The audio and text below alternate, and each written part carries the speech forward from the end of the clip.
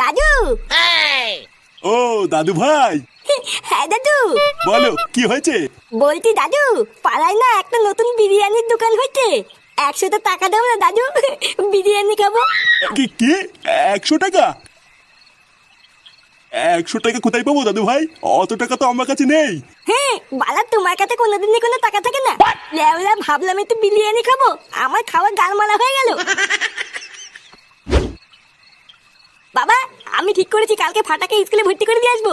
লেওরা বাকি সবার মতন ও কালকে থেকে স্কুলে যাবে। বাহ, এই কথাটা তুই খুব ভালো বলেছিস। আমিও আজ সকালে এটাই ভাবছিলাম যে ফাটাকে এবার একটা স্কুলে ভর্তি করতে হবে। তা কোন স্কুলে ভর্তি করাবি, কিছু ঠিক করেছিস? হ্যাঁ ওই তো আমাদের পাশের পাড়া ঝিঙ্কু স্কুলে।